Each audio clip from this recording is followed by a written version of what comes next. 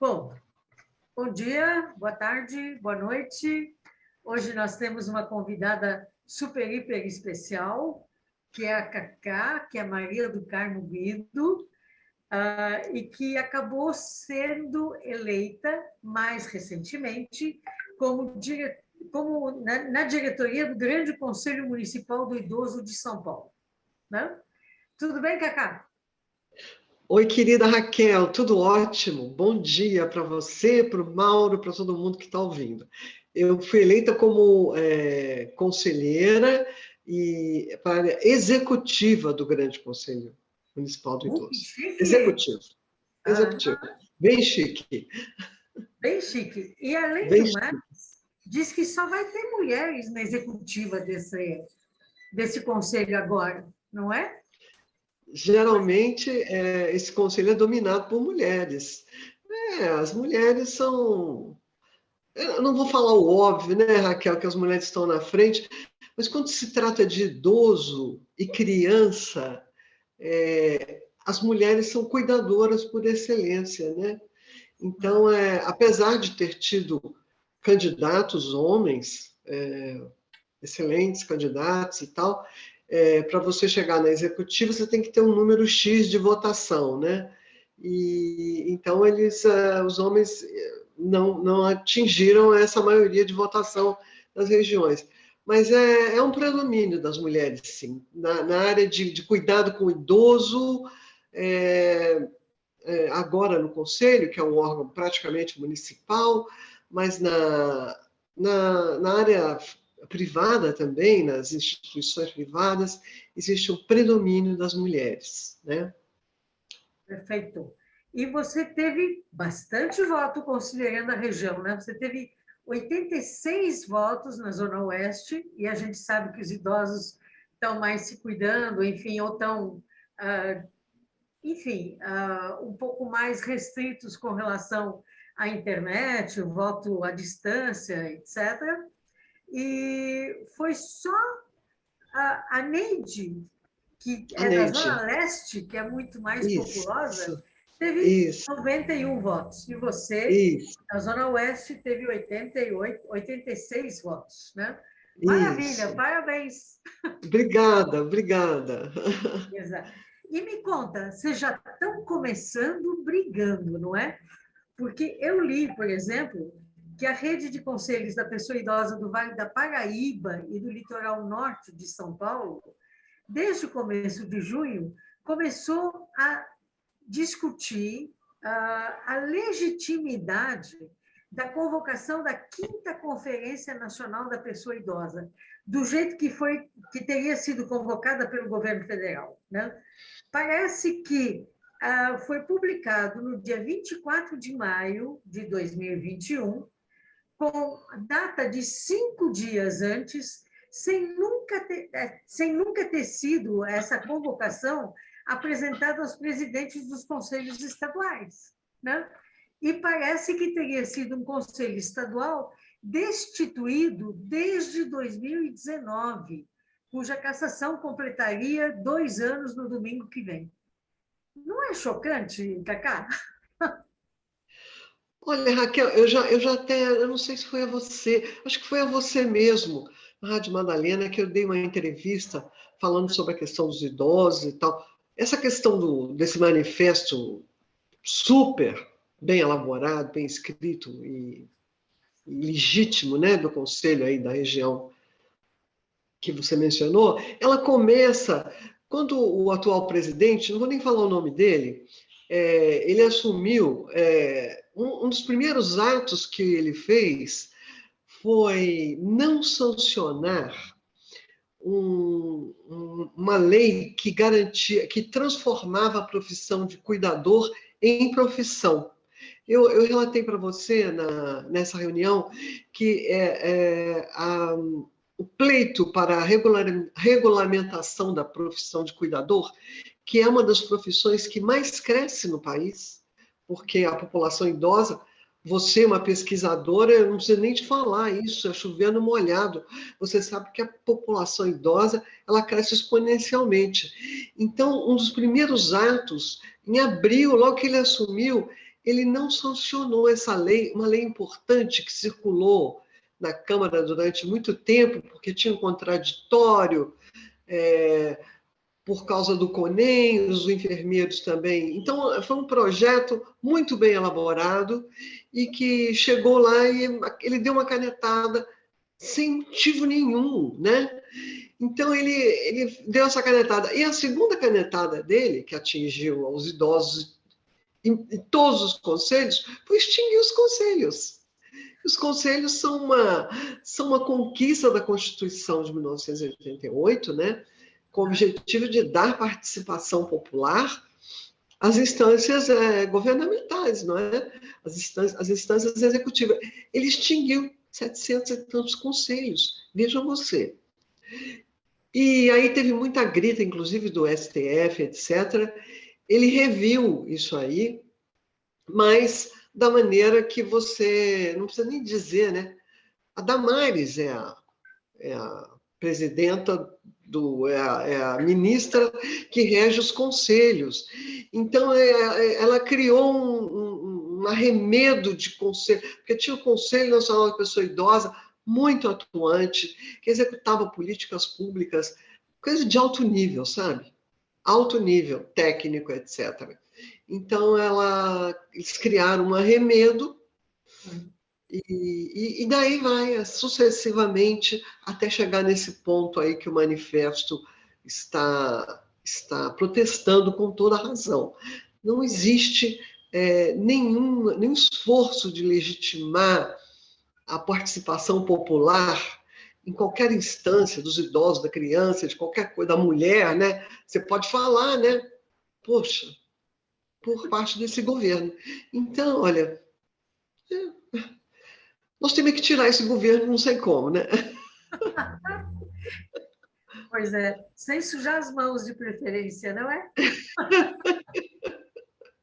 Mas, É Cacá, verdade. você deve estar com planos, não é? Quais são os planos com relação a essa gestão? Quais são os teus planos? O que você já tinha pensado a respeito desse conselho?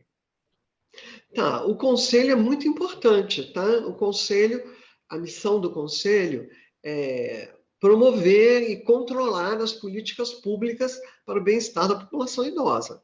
Isso aí é uma letra grande, né, Raquel? Oh, E no município, isso aí, o município de São Paulo, atualmente, ele tem quase 2 milhões, 1 milhão e 900 mil habitantes, 60 a mais. Isso representa 15,6% da população total do município. Você sabe disso que você pesquisa essa área. Então, é muito importante, é muita gente e vai só aumentando. Então, a minha ideia é muito difícil você tratar isso a nível, você debater, negociar, etc., a nível do Poder Executivo Municipal. Eu vou te dar só um exemplo assim da dificuldade. O Conselho existe para regular as políticas e controlar, formular as políticas para o desenvolvimento da pessoa idosa. E no dia 22 de dezembro, assim que o falecido Bruno Covas assumiu, ele fez uma votação esdrúxula e ele botou lá no meio o que a gente chamou de jabuti, uma coisa que nem estava no projeto original. Ele vetou a gratuidade no transporte para 60 a 64 anos. A sorte é que a Constituição e o Estatuto do Idoso garantem de 65 para cima em todo o Brasil. Mas o governo Haddad tinha dado essa gratuidade para os 60 a 64 anos, e a Câmara Municipal, isso é lei na Câmara, foi lá e vetou. Você veja bem, isso atingiu 800 mil idosos, sabe? E a gente que, em plena pandemia, em pleno desemprego, em plena fome, é uma coisa assim, um contrassenso. E logo em seguida ele aumentou o salário dele, dos secretários, etc., para 46, não sei quantos por cento. Não foi 10, não foi 15, foi 46. Eu não fiz essa conta ainda, quantos por cento representa no orçamento esse aumento aí, e quantos por cento representou a economia que eles disseram que iam fazer. Que economia é essa? Não é? Você julgar assim, um grande contingente, milhares de contingentes de idosos, tirar um direito adquirido. Você tirou direito adquirido.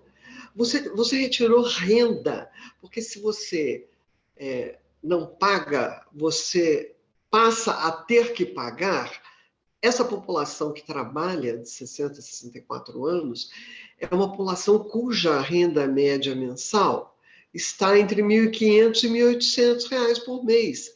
Então, isso vai representar, está representando, cerca de 30% do orçamento dessas pessoas, que são ambulantes, pedreiros, faxineiras, gente que... E você também sabe, Raquel, e já demonstrou em pesquisas que você realizou, que a renda do idoso hoje ela é fundamental na composição da renda dos domicílios brasileiros. Uhum. Então, isso aí não foi só para o idoso que refletiu na família brasileira como um todo, na família paulistana, né? E contribuiu para aumentar a fome, enfim, o desalento, né? Então, o conselho que cuida, teoricamente, do bem-estar da população idosa não foi consultado. Um outro dado importante que eu vou te dar, a prefeitura está em debate ainda o orçamento da prefeitura. A prefeitura colocou em debate o plano de metas ou o programa de metas, né? E o orçamento da prefeitura para até 2024 é 30 bilhões de reais. Tá? Ela apresentou esse orçamento, 30 bilhões de reais. Destinado à pessoa idosa é 0,26% deste orçamento. 0,26%. A gente pode dizer que é esmola, né? Então, é muito difícil, vai ser muito difícil a gente mudar esse panorama. Eu sei que isso é difícil, né? Não é fácil. Então, o que eu penso, basicamente, é tentar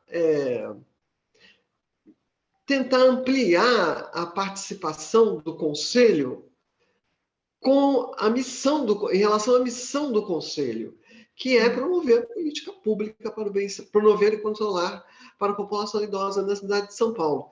Então, são esses disparates que a gente vai tentar evitar. Mas eu sei que é difícil porque nós criamos, logo após o veto à gratuidade, nós criamos um coletivo pelos direitos da pessoa idosa, que está muito ativo, tá? Você conhece, você faz parte desse coletivo, e a gente tem tido acesso à Câmara Municipal através dos vereadores progressistas e dos nitidamente de esquerda, né? Porque votaram contra esse projeto, é claro, todos os vereadores do PT e do PSOL, tá? E teve um vereador do PSD, que foi ali não tinha sido eleito. Todos votaram. Então, nós estamos em negociação constante com os vereadores progressistas para a gente... A única maneira de reverter o veto é que isso é uma lei. Isso tem que voltar para a Câmara, para o plenário, e fazer nova votação. Não é fácil. Então, a gente sabe que, mesmo com o acesso que nós temos a esses vereadores que nos deram ouvidos, nos deram palavra, nos deram espaço na Câmara, já fizemos várias audiências públicas, a maioria, e o presidente da Câmara e o próprio prefeito não são abertos para logo reverter este veto. Tá? Então, você imagina a batalha que teremos pela frente, não é? Temos que defender a pessoa idosa. Então, vamos lá, precisamos de recursos, não é? Com certeza, mesmo porque você falou de pesquisa, né? e eu fiz recentemente uma pesquisa para a Fundação Perseu Abramo e o SESC, e os idosos entrevistados, na verdade, eles reconhecem apenas dois direitos que estão sendo de fato implementados, que é a gratuidade do transporte coletivo e a fila prioritária. E, na verdade, essa fila prioritária é meio ambivalente, não é? Porque ele acaba chegando com uma série de coisas para fazer, demora mais, tem poucos caixas que atendem a tal da fila prioritária, mas são os dois únicos direitos que eles reconhecem como que estão sendo implementados de fato. E agora você me disse também, quer dizer, a gente já esteve acompanhando que até 64, 65 anos a gratuidade está em questão, né? Terrível, não é? Não sobrou nada, né, Raquel? Pois é. Não sobrou nada. E também você disse que a renda dos idosos é super importante. A gente está sabendo, obviamente, que, na verdade, a aposentadoria que eventualmente eles recebem, muitas e muitas vezes ajuda a sustentar algum desempregado na família, né? Ou neto, ou filho, ou seja lá quem for, né? E ele ajuda a sustentar. Tanto é que os idosos estariam pedindo, inclusive, que mesmo depois de morrer, que a tal da aposentadoria deles continuasse vindo para a família, para eles poderem garantir uma sobrevivência minimamente razoável, não é? Mas sei lá se isso vai acontecer ou não, é meio complicado, não é? Isso não vai acontecer, né? Pois é. Foi publicado há coisa de uns 6 meses atrás um estudo muito importante do IPEA. Eu acho que eu passei para você, né? É uma análise da economista Ana Amélia Camarano, que é um mito aí na questão da política dos idosos, e é sobre a renda dos idosos, exatamente, e sobre a Covid, né?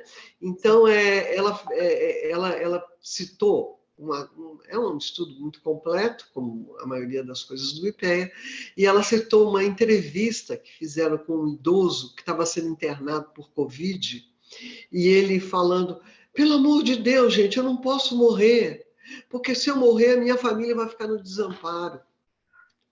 Você veja bem, olha só, a renda da aposentadoria, ela só vai para o dependente, né, Raquel? Se o dependente, se o beneficiário da aposentadoria for o marido e ele morrer, e a mulher ficar viva, a companheira, ela vai receber. Agora, a reforma da Previdência, ela reduziu isso ainda mais, porque antes da reforma da Previdência, o beneficiário, o pensionista, ele recebia integral. Se você ganhava um salário mínimo e o seu beneficiário fosse seu companheiro, ia integral para ele. Agora não, vai 50% só. Então a renda dessas pessoas está só diminuindo. E um dos argumentos usados pela Câmara Municipal para poder legitimar o veto à gratuidade foi que as empresas pagam vale transporte a esses idosos, o Estado estava sustentando as empresas. É mais uma mentira, né? Porque, na verdade, grande maioria desses idosos não tem vínculo. Hoje ninguém tem vínculo no Brasil, né? Depois da reforma trabalhista, não tem vínculo mais. Pouquíssimas pessoas têm condição de apresentar vínculo empregatício com registro em carteira e auxílio transporte. Então, jogou esse pessoal mesmo na rua, na amargura, na miséria, né? Então, E você vê que os idosos, na sua entrevista, eles reconhecem a fila como um benefício. Veja você. Veja você. E a saúde? Não é? E a saúde? Uma outra coisa que acontece também é o SUS, a destruição paulatina do SUS, Sim. ela acaba com a saúde do idoso, porque se a atenção primária funcionasse, as UBS, etc., etc., o idoso vai lá, ele tem comorbidade, diabetes, pressão. Se isso funcionasse, nem hospital direito a gente ia precisar, né? Então, quer dizer, é uma cena de destruição geral que a gente vê.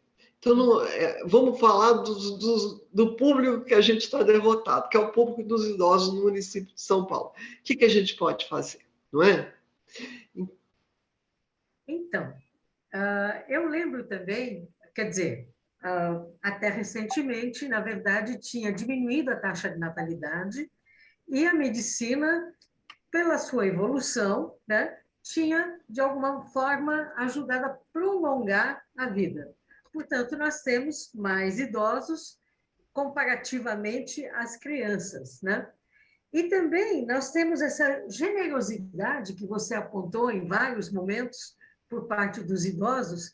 Eu lembro de algumas entrevistas onde, inclusive, os idosos moravam eventualmente com o filho ou com o neto, e aí a gente perguntava: quem é que ajuda no sustento da casa?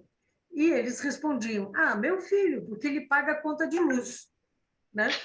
Quando, na verdade, a casa era deles, comprada por eles, né? Eles, os filhos ou os netos que moravam juntos, não pagavam nenhum aluguel, né? Mas eles consideravam que os filhos ajudavam porque pagavam uma conta de luz, né? Que coisa maluca, não é? Enfim, é uma generosidade bastante grande e que faz todo sentido, que a gente deveria poder ver em toda a população, de um modo geral, não é? Raquel, posso interferir nessa coisa Por sua? favor. O que você chama de generosidade, eu chamo de despolitização, não é? Os idosos, eles são mantidos nessa... Os idosos no Brasil e no mundo são mantidos nessa despolitização total. Então, eles não têm consciência dos direitos. Você vê, fila de idosos, isso é direito? Caramba! Você precisa de saúde, você precisa de asilos, você precisa de centro-dia, tudo isso é direito garantido pela legislação. A legislação que protege o idoso, o próprio Estatuto do Idoso, que é vigente, hoje eu sempre falo, é uma peça de ficção, porque, na verdade, nada ele protege. Então, é importante manter os idosos na ignorância política. Isso aí é despolitização sobre os direitos desses idosos aí. Não é? Ah, meu filho. Não, você trabalhou a vida inteira, você comprou uma casa, você conseguiu uma aposentadoria e você sustenta tudo isso aí. Não é? Então, nós precisamos fazer uma conscientização, porque esse povo ganha a eleição em cima dessa ignorância, não é? Você E falou assim de, que ganha a eleição, corta o benefício. uhum. Você falou de despolitização. Eu lembro de uma entrevistada que dizia que ela nunca tinha trabalhado na vida e que por isso ela não recebia aposentadoria. Ué, a senhora mora numa casa, de quem é essa casa? Ah, é minha. E como é que a senhora sustenta a casa? Ah, eu faço tricô, crochê e eu vendo para fora. E eu compro comida com esse dinheiro. Bom, e essa casa, de quem é? É minha. Como é que a senhora comprou? Ah, fazendo tricô e crochê e vendendo para fora. Ou seja, trabalho da mulher não é considerado trabalho. Que coisa maluca, não é? É Isso é uma pauta ideologia do entrando. feminismo, né, Raquel? Pois Isso é é, uma pauta do feminismo. com certeza. Não é? Não tem, esse trabalho ele não é valorizado pelo mercado. Ele não está no mercado.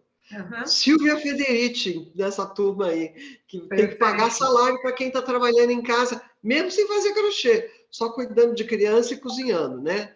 Então você vê, é um trabalho insano que a mulher faz, nós sabemos disso, cuidamos da casa, limpamos, lavamos, passamos, etc. E não temos reconhecimento, não. Ah, no trabalho, caramba, é preciso politizar, é preciso politizar. Por falar nisso, também com a pandemia, parece que tem aumentado a violência contra as mulheres, contra as crianças e contra os idosos, né? E o SESC do Carmo, a partir de amanhã, do dia 22 de junho, vai fazer 4 encontros virtuais em homenagem ao Dia Mundial de Conscientização da Violência contra a Pessoa Idosa. Super importante a gente dar uma força nisso também, Super, não é? super, Tá, super. ok. Porque também eu acabei estranhando, porque eu fui procurada pela TV Cultura, que me contou que, na verdade, a Organização Mundial de Saúde, né, definiu velhice como doença. Que te parece isso? Raquel, isso aí é uma pauta que está em debate nos grupos de geriatria, gerontologia, grupos de idosos, etc. Está muito presente nesse debate, tá? Tem, assim, super especialistas, gente do maior gabarito técnico, intelectual, etc., reafirmando, não, isso aí, velhice não é doença, tá. Mas tem gente que fala que não é assim também. Então, é uma pauta muito controvertida, ela está em debate, a maioria tem até memes e tal, velhice não é doença. Eu não ouso emitir juízo de valor sobre isso. Seria legal depois até você pegar uma pessoa da gerontologia e tal, fazer um debate, um pró e um que não é tanto assim, né? Então, eu não ouso emitir nenhum juízo de valor, porque eu não tenho nenhuma formação nessa área para poder afirmar o que é o CID. É o CID, né? É a classificação de doenças da OMS. Então, tem tido muito debate sobre isso, e eu gostaria de ver um debate legal, com gente boa a favor e gente boa dizendo que não é tanto assim. Então, esse debate está presente. Esse debate está presente, tá?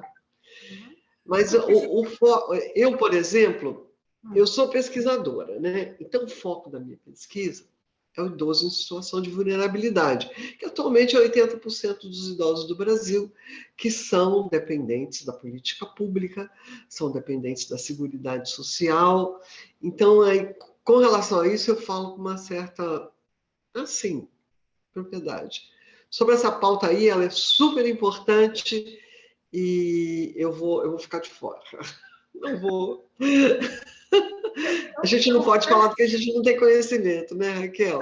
Eu confesso que eu estranhei muito, muito. Uhum. Inclusive, a gente fez uma entrevista junto com um médico, né, que é responsável pelo setor de pneumologia do Hospital das Clínicas, e mais um outro cidadão, outro aparentemente professor universitário, e que todos eles acabaram contestando. Mas, enfim, eu imaginei que talvez, em função de uma maior fragilidade diante da pandemia, a Organização Mundial de Saúde tivesse um pouco mais atenta com relação a essa fragilidade excepcional, mais marcante, né? E que talvez considerasse isso um problema, né? Mas, puxa vida, se você faz exercício, se você se alimenta bem, se você continua ativo, né?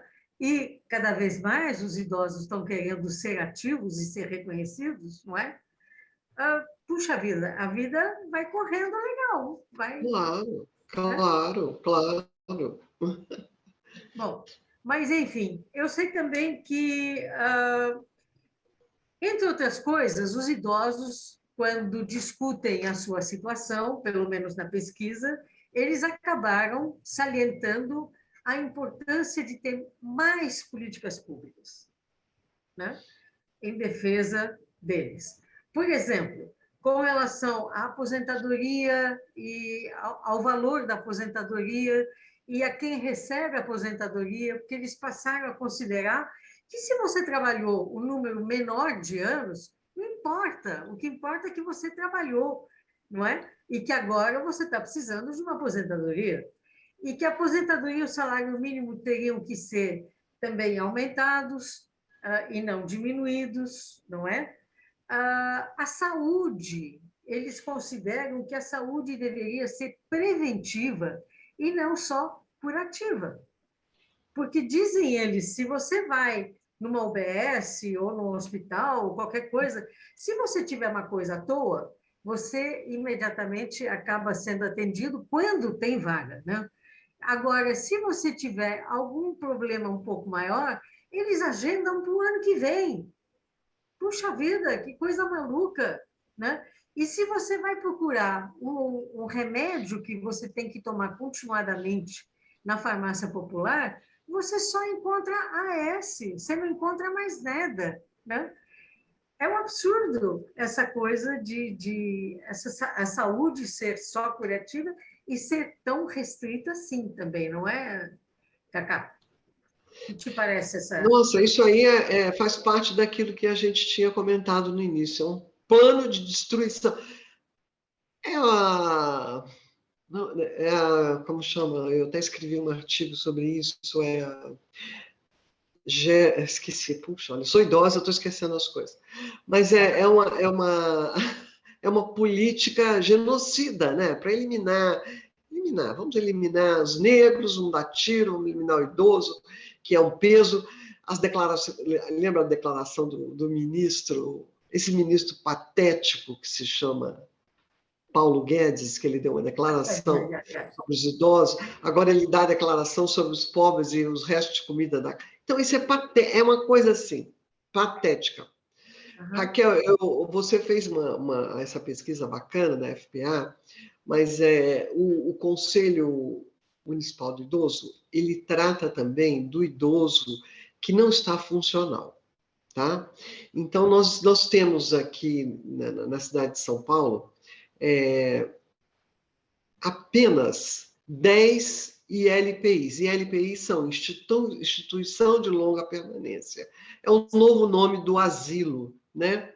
Uhum. Então, 10. Então, você imagina, e a carência dessas 10, essa é absurda. Então, eu faço militância nas redes de proteção do idoso.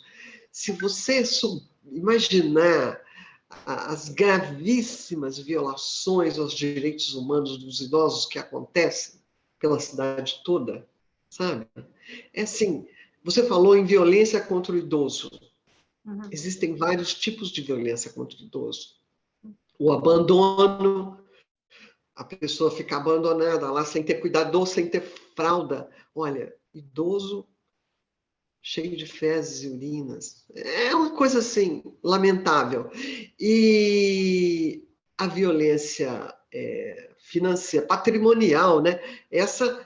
Com a pandemia, essa é uma violência, é uma das maiores causas de violência, porque a sobrinha, a família, pega o cartãozinho de retirada e bota o idoso lá passando a míngua, fome, lá num quartinho da casa que é dele, sabe?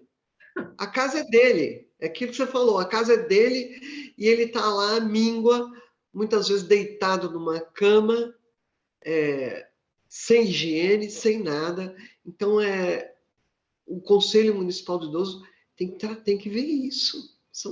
São graves violações aos direitos humanos dos idosos que a gente vê por aí.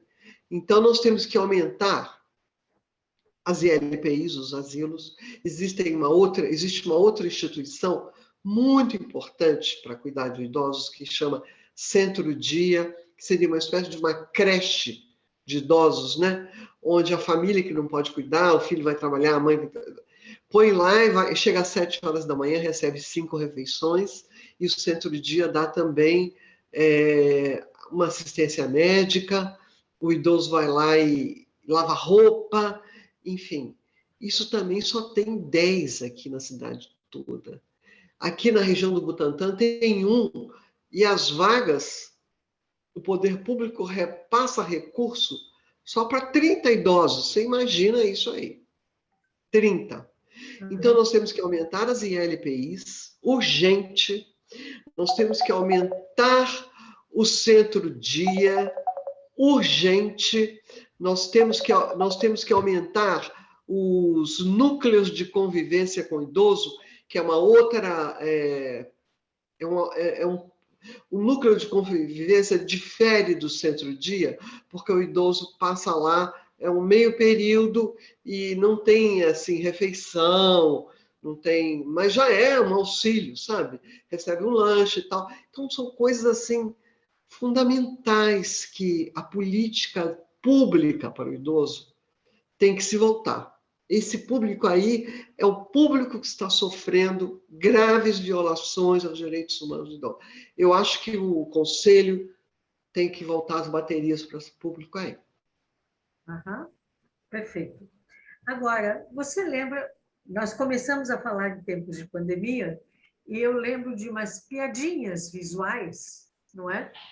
Que mostravam um caminhão carregando os velhos que eventualmente encontrava na rua, que é o tal do catavelho, né?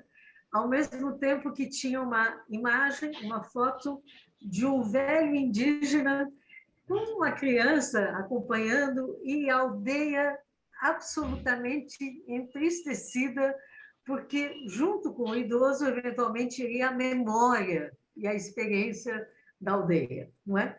Então, o jeito de tratar de um jeito e de outro, uma cultura e na outra, teoricamente, a cultura nossa seria, dizem eles, né, superior àquela, não é? Que coisa mais absurda! O catavelho e o choro da aldeia porque o idoso iria embora, não é? Chocante, chocante. Chocante. Eu fiquei Isso aí, chocada. só o nome disso, catavelho, é uma demonstração insidiosa de preconceito, né? Poxa, Aham, catavelho. O que é o aham, velho na nossa sociedade? É um aham. lixo para capar, não é? Para E, ser.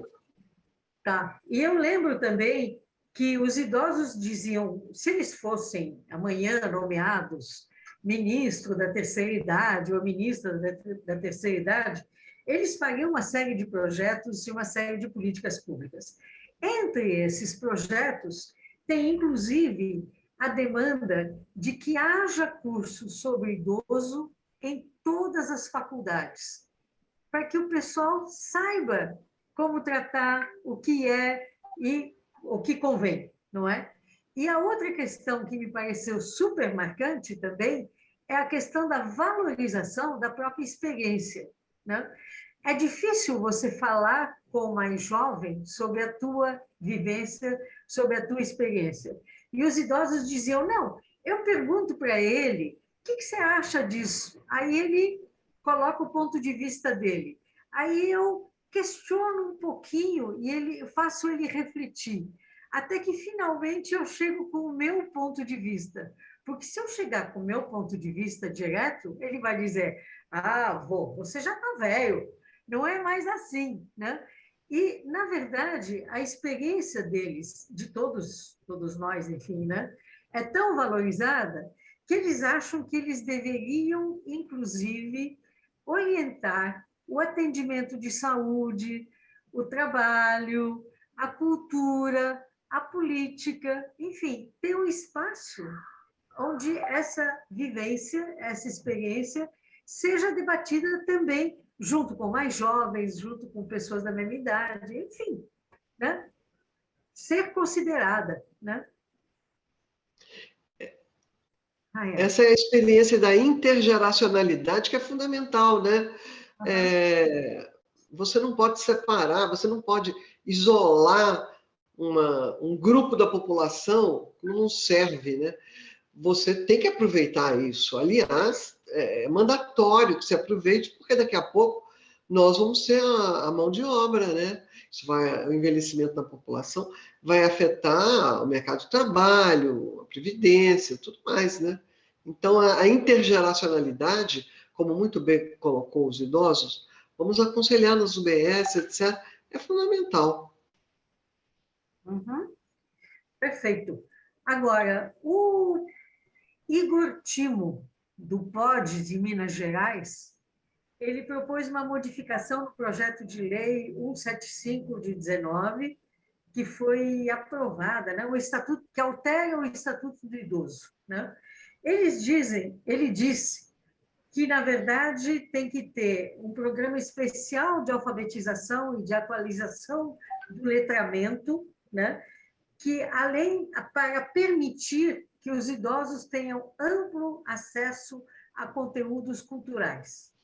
E também, na Universidade Aberta à Terceira Idade, ele acha que deverá incluir conteúdos e atividades culturais ministrados por especialistas em diferentes áreas da cultura e das artes. Eu acho que, de certa forma, é um começo, mas não chega perto ainda do considerar o que o idoso considera importante em termos de sua experiência, de sua vivência, e abrir um espaço para discussão, não é? Claro. Raquel, essa questão da atividade cultural e letramento, etc., isso vinha muito bem implementado antes do atual presidente assumir, com a Política Nacional do Idoso. Faz parte da Política Nacional do Idoso, a educação, alfabetização de idosos. Nossa, programas exitosos em relação a isso.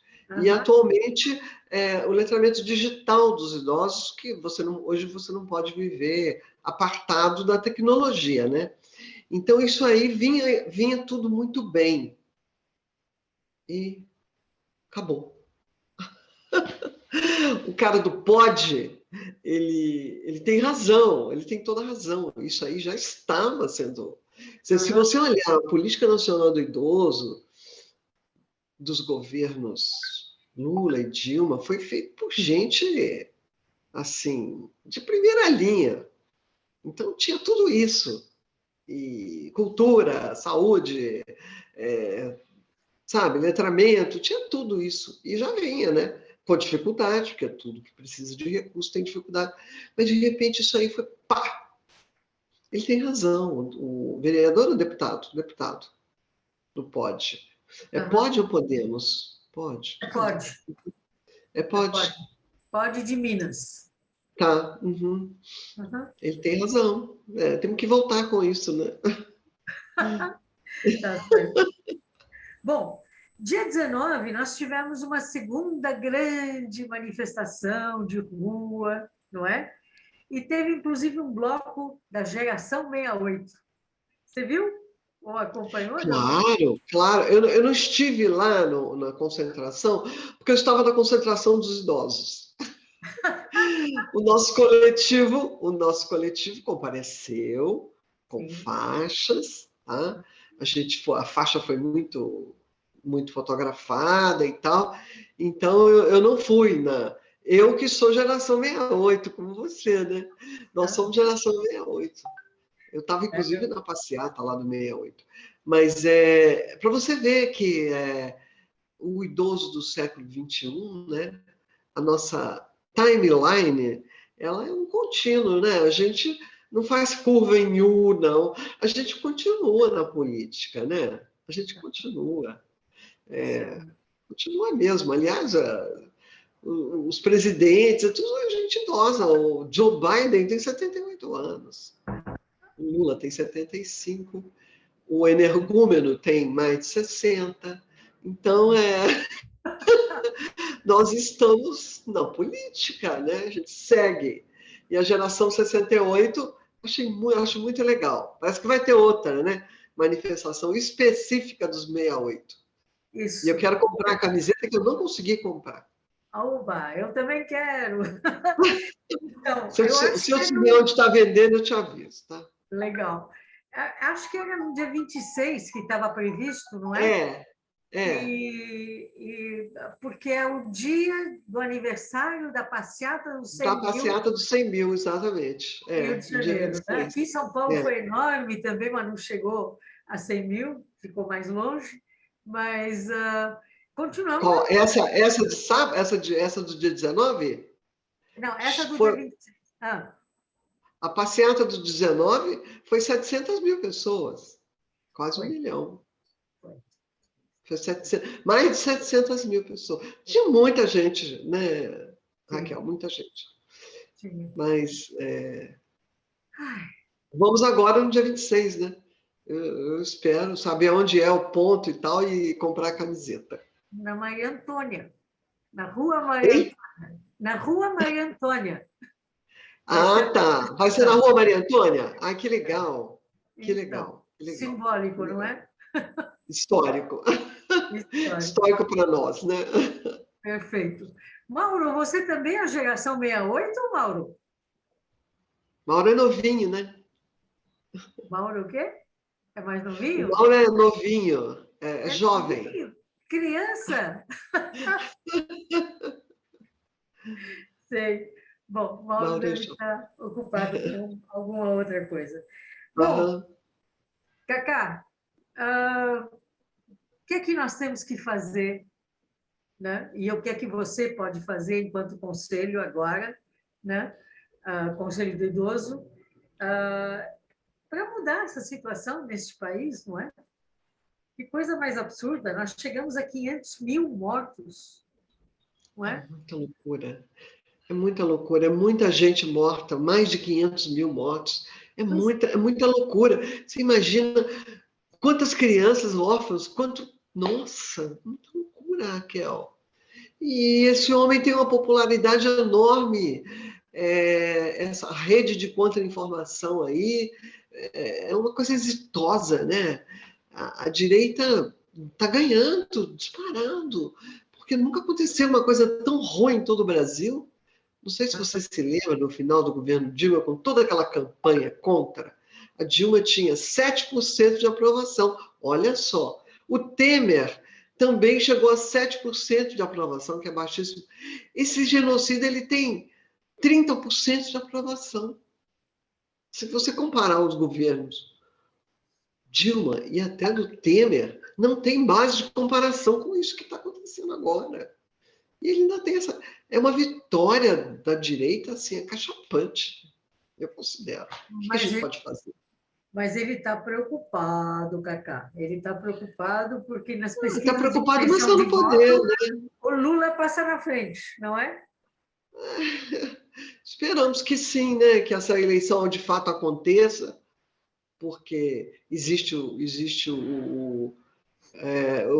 a possibilidade do golpe, né? Porque ele aparelhou o Brasil, né? São 7 mil militares nos postos de comando do Estado brasileiro, ministérios, etc. E tal.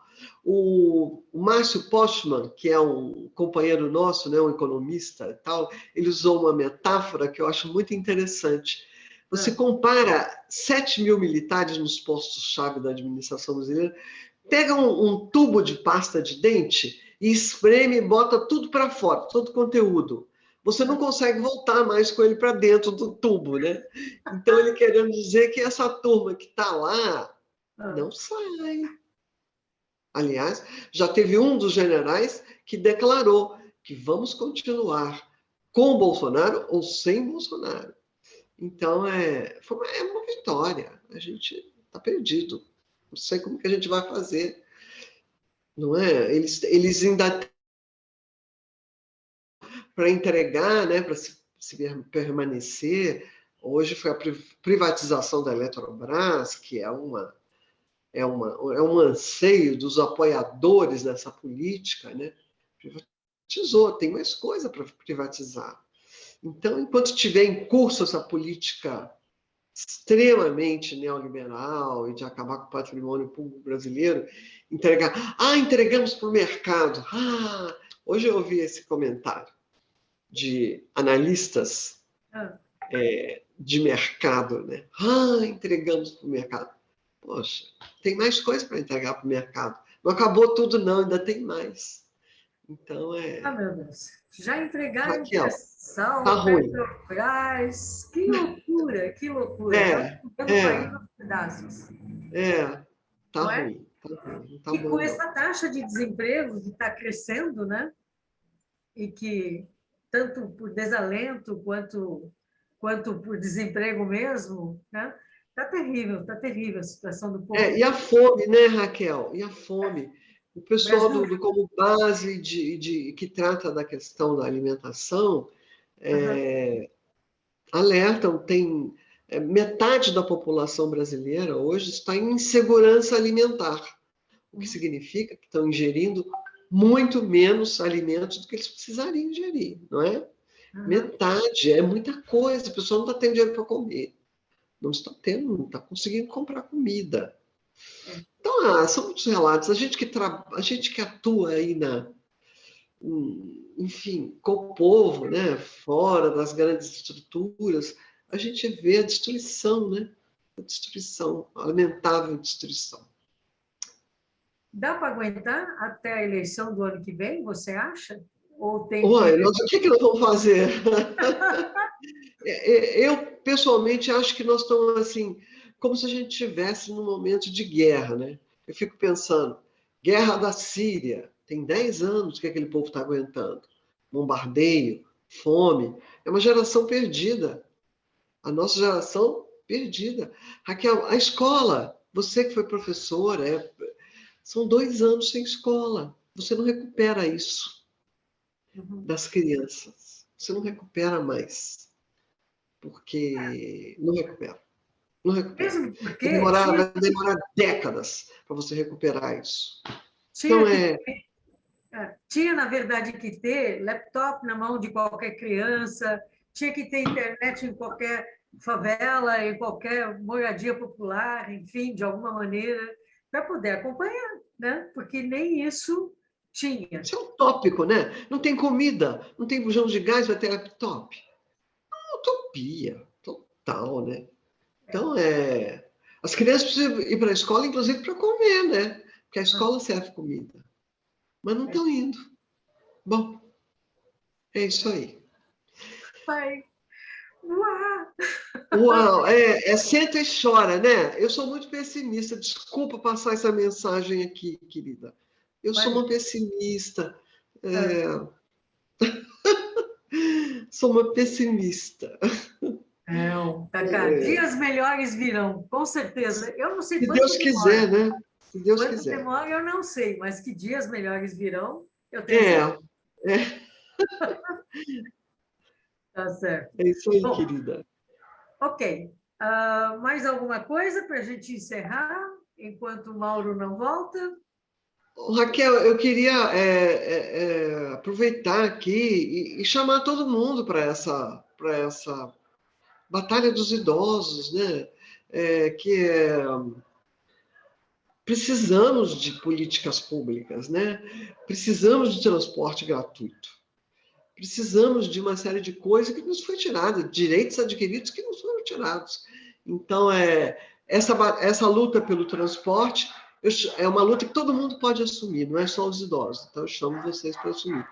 E assim que a gente chegar lá, que ainda não tomamos posse, assim que a gente chegar lá no Conselho, precisamos da Rádio Madalena, precisamos de todo mundo, para a gente tentar abrir esse orçamento para poder, pelo menos, mitigar a situação dos idosos mais vulneráveis, né? Pelo menos a deles, né? E aí, depois, um outro trabalho contra o preconceito, contra o idadismo, contra um monte de coisa, né? Enfim, é isso aí, querida. Bom, volte sempre que você tiver alguma coisa para nos comunicar, por favor. Considere-se eternamente convidada aqui no programa da Rádio Madalena, ok? Ok, querida. Muito obrigada. Obrigadíssima e até uma próxima. até o próximo. Tchau, tchau. Até uma próxima.